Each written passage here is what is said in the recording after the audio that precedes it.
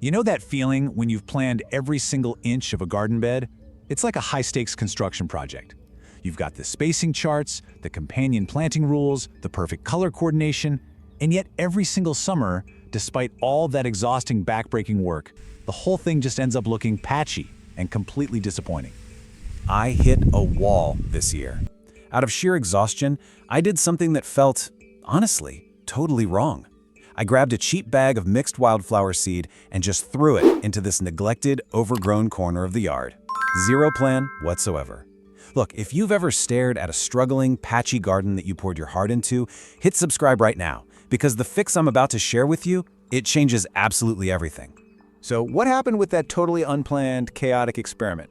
Well, that forgotten corner turned into the most alive, buzzing, pollinator-packed section of my entire yard. It literally exploded with color. It completely outperformed every single bed I had spent weeks agonizing over. I want you to just let that sit for a second. It goes against literally everything we are taught about gardening, doesn't it? All that careful, meticulous planning wasn't just unnecessary, it was actively working against the exact garden I was trying to create. When I finally took a step back and looked at the mess, I realized my failure came down to 3 specific, well-intentioned habits. I had to completely unlearn them, and honestly, chances are you're doing them too. Here's what they were. First, planting in those neat, evenly spaced rows, all that does is create massive runways of bare soil for weeds to just colonize. Second, making single color or single species beds. It looks great on paper, but it means one pest can wipe out the entire space in a weekend. And third, I was constantly ripping out these incredibly healthy volunteer plants just because they weren't part of my grand design. It all boils down to the illusion of control.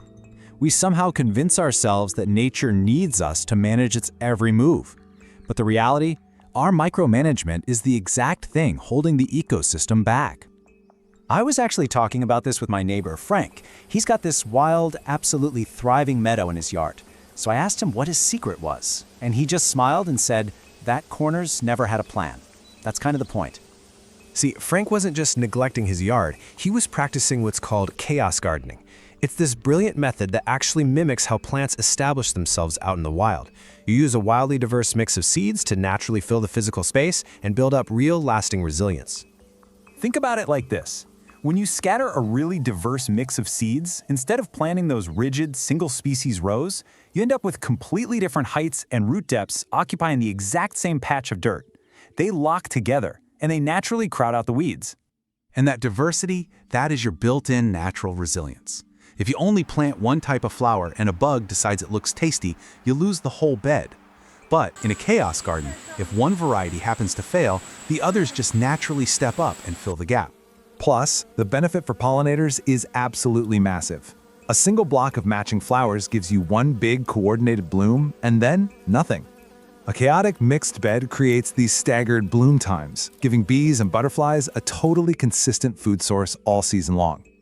So, how do we actually do this? It's a simple 5-step system. Step 1 is picking the right spot.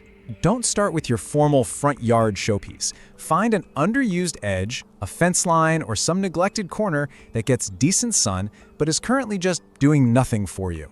Step 2 is choosing a genuinely diverse seed mix that's actually appropriate for your region.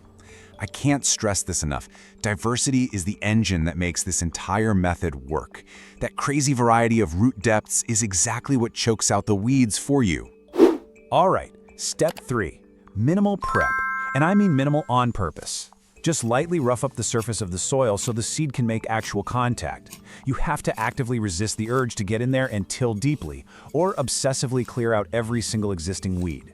Step 4 is scatter, do not plant. Just broadcast the seed by hand like you're feeding chickens. No measuring, no spacing, and absolutely no rows. Just toss it, water it gently, and then, this is the hard part, force yourself to walk away. Which brings us to step 5, let it self-manage. For the first few weeks, whatever you do not pull unfamiliar seedlings.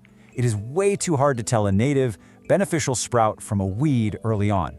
You just have to let the bed fill in on its own terms. Now we need to talk about the timeline, because managing your expectations here is key. Those first few weeks, they are going to look messy, patchy, and completely unconvincing. This is exactly the moment where most people panic, grab a hoe, and ruin the whole process. Stay calm and just wait. Because right around that 6 to 8 week mark, this amazing wave of relief washes over you. The early bloomers start popping up with all this great color, while the slower, deeper-rooted species are quietly establishing themselves in the shade underneath. You literally get to watch an ecosystem knit itself together. And by the height of the season, if you just left it alone, you are rewarded with this spectacular rolling bloom. The whole space feels so alive and dynamic. It's constantly changing week to week instead of just flashing once and fading away.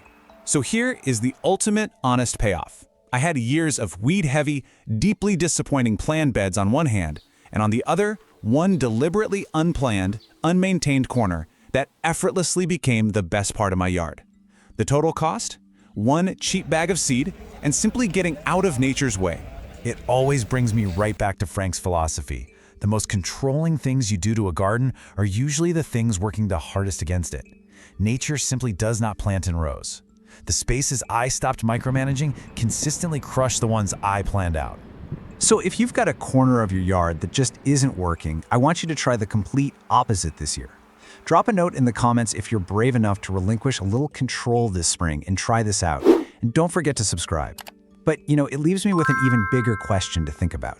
If stepping back and doing less is what finally made this garden thrive, where else in our lives is the illusion of control quietly suffocating the exact results we're trying so desperately to grow?